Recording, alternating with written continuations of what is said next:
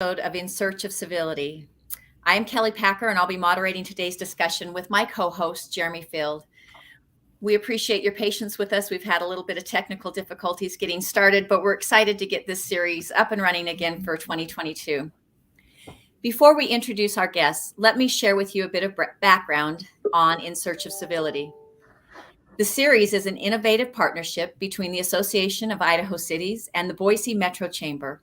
We started this series in January 2021 and remain committed to discussing the challenges facing our state and communities. In Search of Civility believes in the idea that truth exists and cannot be found without a sincere exchange of ideas. Civility in our discourse, we believe, is the necessary grease for advancement and preservation of relationships, institutions, and society.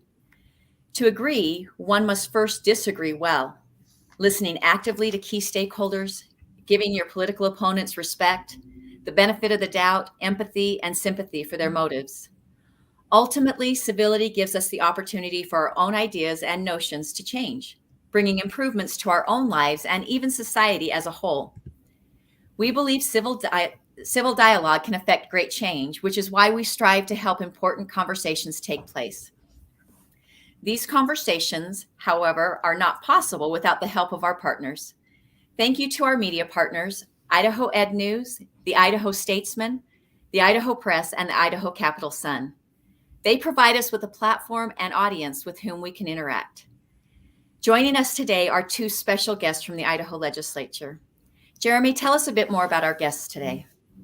Yeah, well, we do have Senator Winder on as well, but and of course we have our esteemed guest, Representative Alana Rubel, and we're so grateful they're here. We're just we're working to get the good senator back on, and as soon as he's able to connect his mic and video, we'll be good to go. But let me give you a good bio on our pro tem Chuck Winder. He's a Republican and was first elected to the Idaho State Senate in November 2008 to represent what was then District 14. Due to redistricting, he now represents Legislative District 20, which consists of a small portion of West Boise and the East Half Meridian. He's actually I'm in his district now, so I get to have him on the ballot this May 17th for the primary. Senator Winder was elected by the members of the Republican caucus as Assistant Majority Leader for 9 years and as a Majority Leader for 3 years. For years in this leadership position, he provided thoughtful support to the Republican caucus and offered valuable collaboration and corroboration to the Senate and worked constantly and effectively with members in the Senate. In 2020, he was elected President Pro Tem of the Idaho State Senate. As the top-ranking official in the Senate, Senator Winder fulfills a number of responsibilities. In addition to presiding over the Senate when the Lieutenant Governor is unavailable, he is responsible for appointing the chairman of the Senate's 10 standing committees. He also makes Senate appointments to various state commissions and advisory boards. Senator Winder fills in as acting governor when the governor and lieutenant governor are out of state. He coordinates and works with the Speaker of the House, the governor, and the governor's administration to assure that the people's work gets completed. He also provides general supervision over all Senate employees and acts as an advocate for both Republicans and Democrats. Beginning his career as a civil servant, Senator Winder's portfolio includes the chairman of the Idaho Transportation Board, member of the Credit Rating Enhancement Committee, the Governor's Housing Committee, and the Endowment Fund Investment Board. Prior to these appointments, he served on the Boise City Design Review Committee and Planning and Zoning Commission and the 80 County Highway District Commission, which is always a fun one. Senator Winder is a strong advocate for transportation and education issues in the state of Idaho on all levels. He has a steadfast commitment to the business community, the educational system, the state and local infrastructure, and the workforce of Idaho. He works tirelessly to make Idaho a wonderful place for all Idahoans to live, work, and raise their families. A proud Yote, he graduated from the College of Idaho. Senator Winder is also a former naval aviator. He is married to the love of his life, Diane, and they have 2 children, 7 grandchildren, and 4 great-grandchildren. That's wonderful. And today, unrelated, today is my 2nd anniversary. So here to being married to the love of your life. I love that. So thank you, Pro Tem. And as soon as we get those technical, here we go. Yeah, I think I switched over to my iPhone. Oh, you look great. I went off my computer and went to my iPhone, and it worked fine the first time. So, well, good. We can't always explain what happens with technology, but we're grateful when it finally works. So thank you for being here, Pro Tem. We're grateful for that. And now we also have, let me introduce our other wonderful guest, House Minority Leader Ilana Rubel. She's a graduate from Harvard Law School, graduating with her JD in 1997. And she also graduated Georgetown University with a bachelor's in American Government and English, which is super impressive unless you're a Yalie. She is a partner in the Boise office of Fenwick and West, one of the nation's premier law firms focusing on technology clients. She served on the board of directors of the Bogus Basin HOA since 2009 and served as a founding member of BSU Honors College Advisory Board. Her and her husband, John, have 4 children, Andrew, Claire, Thomas, and Evan. So thank you both for joining us today. It is such an honor to have you both on with us. I had the privilege of serving with these 2 incredible individuals, and I'm just really excited about having them here today to talk with us about how things went this year in the legislature. 2022 legislative sessions in the books, and we know sessions are dynamic and ever changing. And so I want to open up our first question. We'll start with ladies first. Representative Rubel, we'll let you go first, and then we'll turn it over to Senator Winder next. But I would like to have both of you just give a brief overview about how you feel the state of civil dialogue was represented in the Idaho legislature this year. How do you think things went? Ups and downs. Overall, I would give this session higher grades than last session for sure. And my impression is that things may be faring a little better over on the Senate side than on the House side. It was, we got some good things done. We made, substantively from a big picture level, I thought we made some advances, and there was more behind the scenes camaraderie than might necessarily be obvious from those just watching floor debates. There's a lot of bipartisan cooperation behind the scenes that happens to get these bills across. There were a few moments that I think were not our shining moments this year. I felt that we hit a real low this year from a civility perspective on the question of the libraries and the library funding. For those of you who are following, there was a bill that came through mid-session that was calling for jail time for librarians if they were to allow access to books that were deemed harmful to minors. That fortunately was blocked on the Senate side. But then there were certain House members that were really angry that bill hadn't gone through and decided to take, exact vengeance against the library's budget. But the thing that really disturbed me in the course of all this is that these folks advocating for cutting the budget brought out emails that were sent by librarians saying, understandably, please don't send us to jail. They were kind of engaging in the kind of normal advocacy to government that you would expect from citizens, and that frankly, we as legislators should embrace and welcome. But instead, these messages were circulated as saying, how dare these librarians oppose this bill? They need to be punished. Let's cut their budget. And this was all laid out very explicitly on the House floor when these emails were distributed. So I felt like we perhaps hit a new low on civility in that regard, in terms of, openly going after members of the public, if you will, for their advocacy efforts, and exacting, as I said, vengeance in the form of a budget reduction in that measure. However, I think that aside, I think we did pretty well. I think, we had generally pretty civil conversations. We had some great open moments of dialogue on the floor where people were genuinely going in with an open mind and saying, hey, I really enjoyed this debate. You all changed my mind today. We had some really shining moments, I think, for civil discourse on the floor as well. That's wonderful. Yeah, just from my point of view, I think this was a lot better than the 21 session, when we had so much disruption from certain factions in the public. We had a lot of, name calling and stuff going on, not necessarily between the legislators, but from the public. And I think that I always try to at least coach people that our Republican form of government works best when there is good discussion, when there's good participation, and people feel safe that they can come to the Capitol and participate in the process. Idaho was one of the it was the first legislature to do a civil discourse training for the entire legislature. We did that a few years ago. Most of the time, I think it works. And most of the time, I think it's helped. Some of the people that didn't attend that training are the ones that we have probably the most problem with. But I think overall, it was a good session.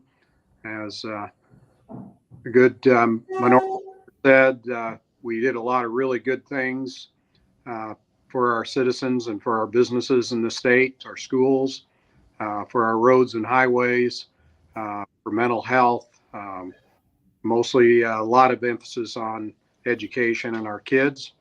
So all in all, I think it was a good year, and there were a few disagreements between the House and the Senate, but overall it went along pretty well. That's interesting. It's kind of they self-selected out on wanting to be civil. Yes, they did. Well, we appreciate those insights. One of the things that we also like to talk about is kind of the best examples. What were the shining examples where controversy was high, the stakes were high, but civility still reigned? What do you think were the best stories there? Would you mind starting that off, Senator Winder? I think, probably the tax bill, coming early in the session really helped. Normally, the way it's worked in the past, we get a major tax bill the last few days of the session, maybe a week before the end of the session. We're then asked to digest it in the Senate side, and we're warned against doing any kind of amendments, or it just might fail. So this year, everybody worked together and brought the tax bill out early. As a result, I think it was maybe perhaps the first bill signed into law. And I think that was, even though there were, disagreements from the minority on it, it was done with, I think, good class and good civility. And so to me, that's one of the great examples. And then I think healthcare funding for our teachers was probably another really good example of really good bipartisan support on an issue. Transportation, probably another. That's wonderful, especially, maybe it was 8 or 6 years back, our educators felt pretty attacked by the legislature. And now I think it was very bipartisan, the support that came for all the funding that came from educators this year. So what a wonderful message to send. Representative Rubel, what was your impression? What was a situation where the stakes were high but civility reigned? Well, I think that healthcare for teachers bill was a great example. And that was one where we really appreciated the inclusiveness, because, Representative Furness was really taking the lead on that on the House side. And he had really done his homework. I'm a big fan of Representative Furness. He's a guy who just digs into meat and potatoes issues that are not wild-eyed, partisan, divisive. He just finds a really practical thing that needs to be done. He does a ton of homework. He pulls together data, and he meets with everybody. And he was actually really great with that. He came and made his presentation to the Democratic caucus as well as to the Republican caucus to really build support across the aisle in advance.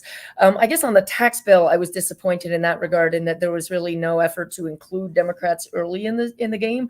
We were supportive of a different form of, we would have been supportive of tax cuts, just not the one that went through. But unfortunately, we were never included in the early discussions. So we never really had an opportunity to give input before it was a total fait accompli. And it was just, brought upon us as this is the way it's going to be. But, just a moment on the floor that I thought was a really wonderful moment. As I said, there was a bill, it never made it out of the House, so it didn't really get any press, but it was about divorce proceedings, and it was a bill proposing that fault could be taken into account by judges when determining how to allocate property settlements in divorce cases. And it was really nice because it wasn't one of those, super partisan issues where everybody's all locked in. And it came to the floor and it had passed committee, but we started getting into this really robust discussion on the floor with no partisanship at all, where everybody was saying, well, we're concerned about incentivizing devising a system where people will then, have a reason to try to point fingers and drag their former spouse's name through the mud because it will get them more financial benefit. And we had a really terrific discussion on the floor where numerous people said they appreciated it and that they changed their mind over the course of the debate.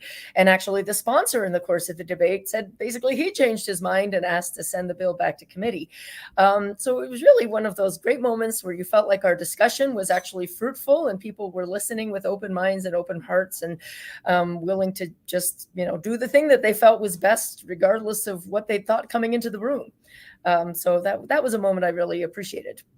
That's great.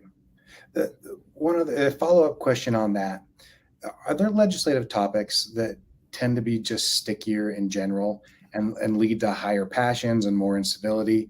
And if so, why do you think that's the case? Can we start with you, Representative Rubel?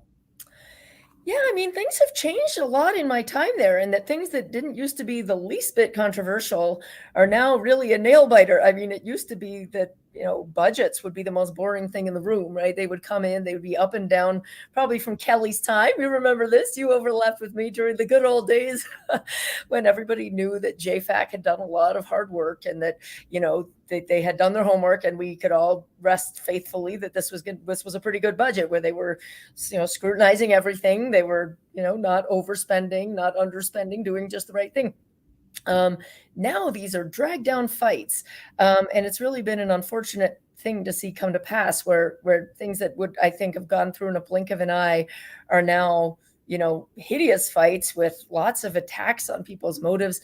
Certainly what we saw last year with the early childhood education funding fight, but really a lot of these, frankly, a lot of them surrounding education, the higher education budget, for example, has become a really contentious issue that I think was another one that used to be up and down in 30 seconds with maybe 1 or 2 no votes. And now it's anybody's guess in any given year if we're ever going to get it passed or if it's going to take 3 or 4 tries to do so, with lots of attacks on professors and those in the education profession along the way. I think this might be a phenomenon that is unique to the House. My understanding is that this isn't something that is besetting the Senate so much. But there really is, unfortunately, these areas. There's certain things you expect, right? You expect a fight on abortion issues. You expect a fight on guns issues. You expect fights over, I suppose, LGBTQ issues, although I hope that those will soon become a thing of the past. But what surprises me is that moving beyond the obvious hot button social issues, what a big, nasty fight it can be these days just to get, basic operating funds to BSU or to, things like child care support funds, things like that. So I worry that we might be moving in the wrong direction and that not only do we have the usual universe of social issues that have become hotter than ever, but they're now crawling their way into areas that used to be really non-controversial. That's interesting. Thank you for that. Yeah, your impressions. Quick follow-up on that. They're the Idaho Freedom Foundation, who says they're for public education. If you look at the ratings that they were given by the Idaho Business for Education group, you'll look and find out that most of that same Liberty Caucus voted against practically every budget, practically every innovative idea in education. And so that's become a real area of contention. And I think the good minority leader mentioned that in the House. Again, it's not so much on the Senate side, but there's an interest group that's driving the issue. They're making it more contentious. Last year it was critical race theory being taught in our schools. And if you voted for a budget for any of the universities on a normal budget, they're now accusing us of funding critical race theory in the universities, which is totally untrue. So no matter kind of what you do, you've got a group that's trying to make it very contentious, certainly not very civil in the way they're going about their behavior and actions out there. So it's a very interesting time when we're asked to be civil, and yet the public itself, in some cases special interest groups, are doing just the opposite, trying to raise money, trying to stir up problems, and trying to get people defeated in their political office. So it's really an interesting time, and most of us are still talking to each other, still trying to get along, still trying to do the people's business as best we can. And yet there's this tremendous undercurrent, primarily through, I believe, the Idaho Freedom Foundation and Conservatives of, and Health Freedom Idaho, and some of those groups that are really pushing the envelope on civility. I would agree with that assessment. I think that that's been the case for a number of years, and I'm glad to see that there's legislators like the two of you and others that are starting to take that stand to make sure that we're more fact-based in our deliveries of the message, right, of what's happened in our legislative sessions and what's really going on in certain avenues, certain pieces of legislation that's coming forward, the policy arena, rather than opinion-based. I mean, as you mentioned, Pro Tem Winder, the Idaho Freedom Foundation, for I think a number of years, has told just enough truth to I guess, feel secure in their message, but there's always been either a lot left out or it's been misdirected in the way it's presented. In fact, when the multiple times they primaried me, I would actually use a lot of their literature in my town hall meetings. I would start by saying there's a reason why Paul Harvey made a lot of money with the rest of the story. And I would just bring out their piece and say, I'm sure you each got one of these in the mail, and we'd go through it. And people were blown away at the misinformation that actually was shared. And it's like you said, it's really unfortunate because it doesn't lead to healthy dialogue or civility in any way, shape, or form. It's just disruptive. How would you say, though, with that being highlighted, and knowing that sometimes those special interest groups make it feel almost evil or wrong to change your mind or to find common ground or compromise or negotiate, how do we make that possible, and even allowed in say the legislature? Ooh. Well, that's a great question, because I think a lot of there is a lot of pressure, I think, this emphasis on purity, that everybody has to be pure conservative, and if you cooperate in any sort of bipartisan fashion, then you're a rhino, or you need to be run out of town on a rail. And it's really been heartbreaking. And I've seen some of the best, most effective legislators in the chamber on my side lose their primaries after one or two sessions, and they were really getting really good things done for the people of Idaho, but they were attacked and pilloried in their primaries for not being insufficiently pure and conservative. I guess one thing I'd really like to see is, I would love to see the Republican Party reclaim the definition of conservative. I've really been scratching my head for many years there about the warping of the word conservative. I've looked it up in the dictionary many times. It says things like, cautious, conservative, averse to, dramatic change, things like that. And it somehow has been warped into an adherence to anarchy almost. It's certainly turned into this thing of like, you have to oppose all government services. You have to be a proponent of shutting down all agencies and the Department of Health and Welfare and, public education. For the life of me, I can't connect the dots between what is currently being hawked as the definition of conservative and any dictionary definition, or frankly, any political definition of conservative that has ever existed in American politics up until about 5 years ago.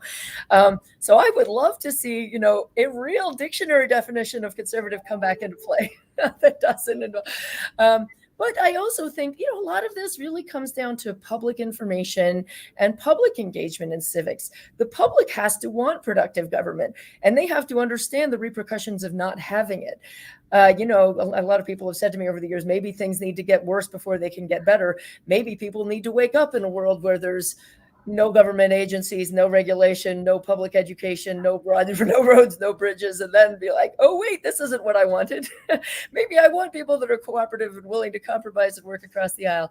But that, I think, is fundamentally what we need, is that public awakening of realizing, hey, actually what we want is a functioning government that delivers the services we need.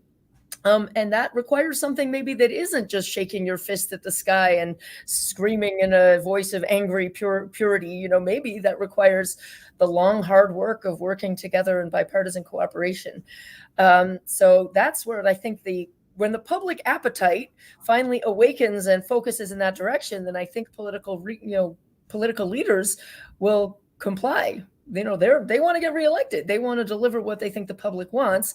Unfortunately, what they think right now the public wants is they think the public wants an angry mob. The public needs to show otherwise. Yeah, just quickly follow up on that. A good example of what she was referring to was when we had the income tax bill in our chamber. There was a motion made by one of our members to send it to the 14th order of business, which is our amending order, and they wanted to order basically their point was to bring up the grocery tax. It was purely a procedural vote that occurred that we said we didn't want to amend the bill. We wanted to send it and get it out as quickly as possible. And Regina Bear, who was probably one of the most highly ranked by the Idaho Freedom Foundation, voted for the procedural to not allow to go to the 14th order for amendment.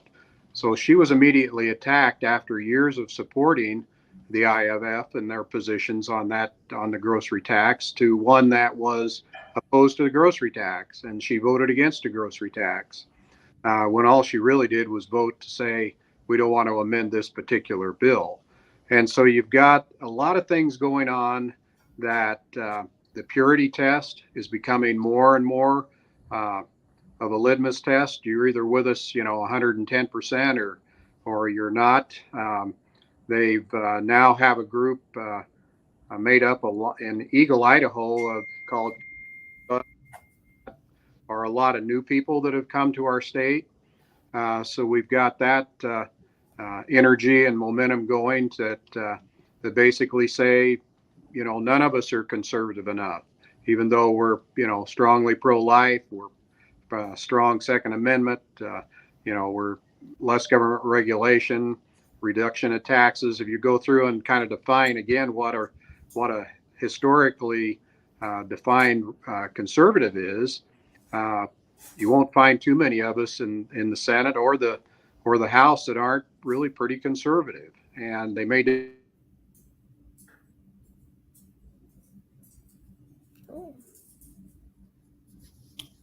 Oh, you've been muted, Senator. Let's see. There you are. I wonder what happened here. Hold on just a second. Let's see if I can. Senator, can you hear me all right?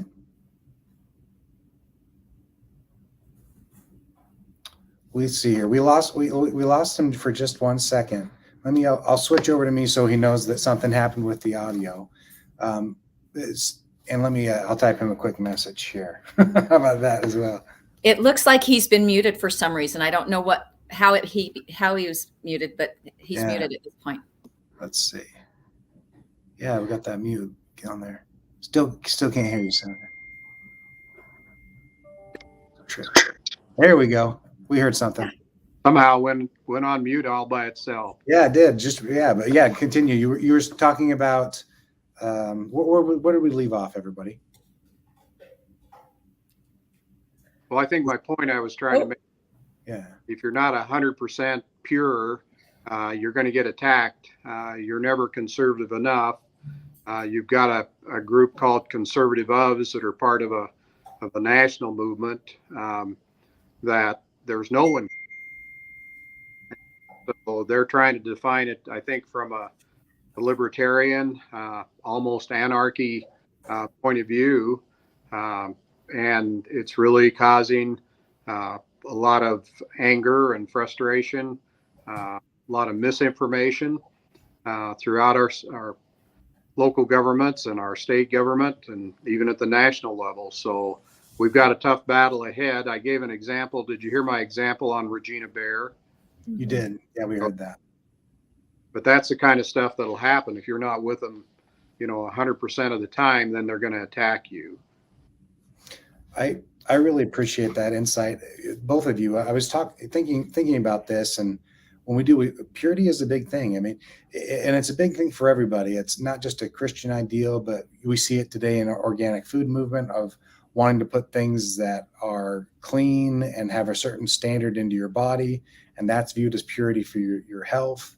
It's and so that makes me think of the question of how do we get to this point where we want to say, hey, purity is important to me, but also civility is important to me, and where my beliefs are important to me and I want other people to share them, I also want to give people the forum to be heard and to get to their own conclusions knowing the same facts. Have you guys had, like, how do we get to those aha moments? And if you have those personally, and or could maybe talk about that on some level, Representative Rebel, would you mind kicking that one off? Well, let me see. I think if you can ever get an opportunity to talk to people one-on-one for any length of time, it's just that the problem that we always face in life is that the truth seldom fits on a bumper sticker. You can easily fit some caricature of reality onto a bumper sticker and 5 to 10 words, but the truth is always far more complex and much more nuanced, and gets into exploring impact on many different constituencies and explaining the fallout if you do X versus Y versus Z. These are long, complicated conversations, and it puts one at a disadvantage when your side requires a longer conversation.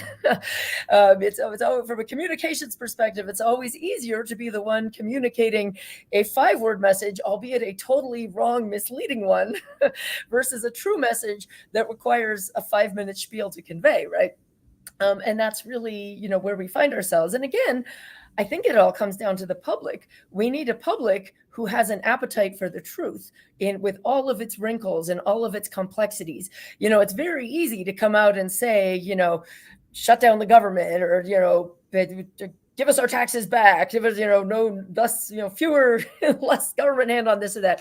It's a longer conversation to say, okay, well, if we shut down the Department of Health and Welfare, then we're not going to have a foster care system.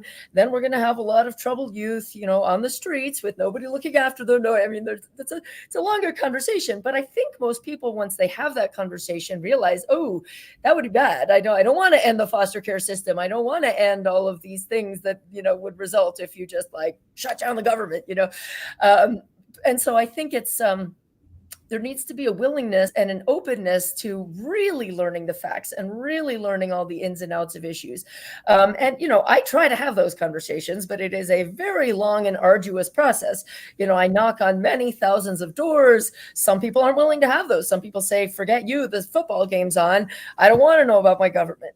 But generally I find that when you have somebody who is, willing to give you the 5 minutes, then it changes their mind pretty profoundly. From just, bumper sticker politics. But again, I think it's really wonderful having programs like this, because it all comes down to the public. It all comes down to whether the public wants a grossly oversimplified and misleading bumper sticker world, or whether they want to have real conversations about what's really going to happen in the world. And I don't even know that I would use the words purity versus not purity. I think that almost gives too much credit to the side that's claiming purity, because often that they only attain that message of purity by getting rid of 98% of the facts in the conversation. To have that super simplistic, boiled down 5-word message, I don't think it's pure. I just think it's grotesquely oversimplified, and puts aside all of the nuanced facts and realities that you would need in order to come to a good outcome. Good outcomes are very complicated. And so I just, I view it as more of a battle between gross oversimplification versus a complete 3-dimensional picture of the world versus purity and lack of purity. I don't know that I've taken an impure view of anything. I just like to think that I try to take a fully informed view, which means talking to 25 different constituencies and really going at great length and thinking through all the implications of an issue, which takes some patience and some hard work. And I think the groups that Senator Winder is talking about are generally not interested in doing that hard work and hard negotiation and hard discussing. I'm struck by both of your comments there, because there's a quote that keeps coming to my mind from a wonderful movie. It's called No Country for Old Men. And that one of the characters asks the sheriff, she says, "Hey, is that story you told me true about so-and-so?" And the sheriff thinks about it for a second. He can't remember the story. And he says, "Well, it's certainly true. It was a story." And we put stories are how we interpret all the things that you talked about. Not everyone, you're a dedicated public servant. You talk to 25 different constituencies. There's a reason you're in office. People trust your judgment. They voted for you to represent them. But when we do boil down complicated issues to very simplified bumper stickers, it can lead to misinformation. And I appreciate that point, that education and really taking the time to understand an issue can help us get past some of those knee-jerk reactions that we have. Senator Winder, what were your thoughts on this? Well, I think about, what is truth? And that's, I think, one of the big issues we're having today with social media. There's no accountability. There's no sourcing of the information. People get in their own little echo chambers, whether it's CNN or Fox or whatever it might be. They get in their own little chat groups. Go on Facebook or Twitter, and you see all these different groups that have been formed, and they communicate among themselves. And, if you're not in line with what they're thinking, then you're wrong and it's not the truth. And they kind of have a self-righteousness that they're the purest and that they're the true patriots of the world. And so you've got a lot of that going on. But I think, to me, the biggest issue that we're really faced with in this whole civility thing is dehumanization. And the idea that if I can dehumanize you a little bit in the eyes of the public or the eyes of your supporters, then I have won.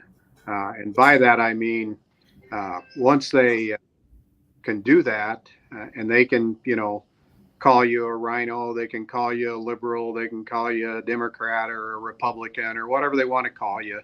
In my case, they've chosen to call me a pedophile or someone that is in favor of pornography because voted against putting librarians in the jail. So that's the kind of ugly stuff that's going on out there. And once they basically dehumanize me or any other individual, they can take any shot they want at you. And to me, that's the biggest problem we're having with civility and the anger that's out there. And it's just enabling supposedly adults to act more like junior high kids and to misbehave, to do all the things that our mom would tell us not to do. And some of the most interesting emails I get, and by interesting, I mean ugly, accusatory, dehumanizing emails I get, at the bottom of them will be some nice scripture quote. And you kind of go, well, maybe you ought to read this scripture more. But that's just the era we're in. It's a very challenging time, but we've got to figure out a way to get people to the table and keep them at the table. That was one of the things we did a civil discourse with the Leadership Ohio group over the weekend, and that was one of the main points I got out of it is once people leave the table, it's very difficult to continue any kind of discourse, let alone civil discourse. So try and be patient with one another, try to keep talking, try and keep people really working together, trying to find the common ground and move forward as best you can. Absolutely. That's such an important message. And I if we could just, all sides, we're going to have differing views. In fact, that's what makes our world go round. At least it should. If you look back on the Great Compromise, which became, our founding documents moving forward for our great nation, we've got to find a way to compromise and negotiate and keep everyone at the table and be willing to give and learn from each other. In fact, one of the things that's helped me, and I try to do in my practice each day, is to when I walk into a conversation, especially if I know that we're on opposite sides of the issue, is to remind myself that I may not know everything first. Second, that I might even be mistaken in some of the things I do know, right? And that the other side might have some great ideas. And if we could start doing that more often, we'd be more open, I believe, to better conversations and better results. And with that, I would like to ask you, starting with you, Pro Tem Winder, when you find yourself in a situation where you're on the opposite side of an issue with someone, what are some of the things you do to effectively deal with maybe division in ideas? Well, I have to admit, I don't always succeed in letting my better angels come out. But I think one of the things that I've found for me personally, and this is just because of kind of my principles in life, is I stop, take a deep breath, and say a quick prayer, and then rely upon just kind of that peace I get in that before I speak again. But to me, that's one of the best things I can do. Just, to really stop and listen, to be in the present with whoever you're with. And my wife has been talking to me, particularly during the session, about coming home, keeping my phone on, taking phone calls, texting, reading emails and responding. Sometimes there's lots of pressures on us doing our jobs that maybe we're not in the moment with the people we're with at that time. And so I think it's important that we stop and realize that, and that we really try to listen, and that we try to benefit from that listening. Because I honestly believe we learn a lot more with our mouth closed and our ears open than vice versa. Absolutely. How about you, Representative Rubel? Well, I always try to start from a good base of having as strong personal relationships as possible with the folks that I work with. So I certainly take every opportunity I can to go have lunch or have coffee or hang out and just sit and talk to my colleagues about what their kids and grandkids are up to and what their vacations were like, so that we're at least starting from a place of we're all pleasant with each other and we all enjoy each other's company. And then, before we start tackling the hard issues. But I guess if I'm trying to, express my position or trying to convince somebody of my position where I'm coming at a different place, I think fundamentally there's, we all like the same things when you put all the partisanship and issues aside. We all like going on a walk on a beautiful sunny day. We all like being out in the mountains. We all love our families. We all love good food. We all love, experientially, I think we're all very much the same. And usually my position on an issue is driven by some of those things. So, for example, even a very contentious issue like the transgender treatment bill that came before the House last year. I knew this was one where people were really, really dug in, but I thought, okay, I'm just really going to speak from the heart and say why I'm coming at it from the position I'm coming at it from, which is that, I have a very dear friend who had a transgender child, and 6 years ago was looking at the question of, pursuing treatment. And it was certainly not anything she had ever wanted to do in her life. Nobody ever approaches this thinking, I want to give my kid a sex change ever, ever, ever. But she was in a situation where she had spent, probably 1,000 hours between talking to therapists and her kid and doctors and her pastor and her sister and her aunt and, everybody in the world. And had basically, after, agonizing decisions out of, and she loves her kid more than anybody in the world ever will. And she had come to the conclusion that this was, after agonizing decision making, the direction they had to take, or her kid was, going to be in dire risk of facing a suicide situation. And I just try to lay it out. It's like, hey, I'm a person who values friendship. We're all people who value our children and who value the best welfare of our children. And we can all sympathize with this pain of this mother and all of the work and everything that she put in. And I sympathize with that. And I would hate to see the government come in and tell her what's best for her and her kid, as, after all of the work and agonizing and, emotion that she put into it. Now, I certainly didn't prevail on that argument, but I hope that I came out of it without necessarily alienating people, and at least laying out my position in terms that they can all understand, in the language that we can all understand. We all speak the language of loving our kids and respecting each other's decisions with, in connection with our families, and just tried to frame it in those terms so that at least, even though they may not go my way on the vote, at least they won't, think I'm some monster who just wants to go maim children or something. No, thank you for sharing those stories, both of you.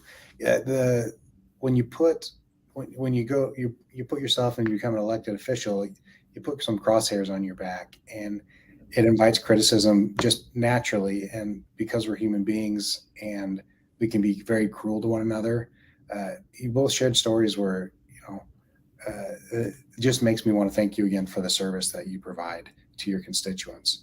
Because I think most of us, if we were asked if we wanted to take your place, would say, I'm not sure the costs outweigh the benefits. And so we really appreciate that. Both of you, I want to add also, we don't publicly put out our scores like the Freedom Foundation does, but both of you were excellent supporters of policies that help small businesses during this legislative session. And I want to recognize that as we go into this next question. Just, human beings, we've been talking about it this whole time. We're very dynamic. We're in a constant state of change. We espouse ideals like civility, and yet we fall short of our own standards.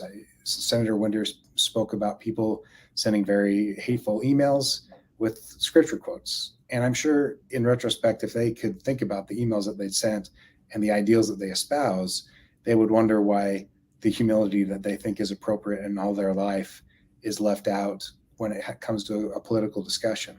We're complicated people. We want to be better, and yet we fall short.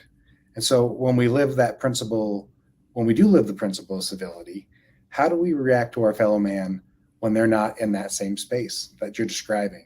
And how do you personally handle situations where partisanship and tribalism and naked political ambition threaten to break down your resolve? I think you talked about saying a prayer, Senator Winder, and going from there.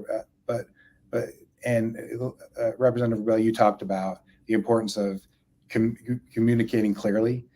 Are there other examples you can think of when your resolve is tested and your reaction wants to be less than civil? Yeah, I think there are a lot of times when we're challenged among our colleagues with the public, whether we're at a town hall meeting or wherever we might be. I remember a few years ago, it's been 10 years ago now, when we were talking about making some changes in education and trying to provide technology in the classroom, and the teaching community just basically came up in arms about it. I held a town hall meeting in my district, which was at Centennial High School at the time, and asked then Superintendent Luna to come and answer questions for the teachers. And there was such misbehavior in the group, I finally just stopped it and said, you wouldn't let your kids in a classroom act like this. Why should you be allowed to act like this? And the whole tenor of the room changed. They started being respectful. They started, actually still asking the same difficult questions, but without the visceral statements before or after in reaction. And so I think some good came out of that. I try the same principle with people, and sometimes people say, well, maybe he's cold, or maybe he isn't really passionate about an issue.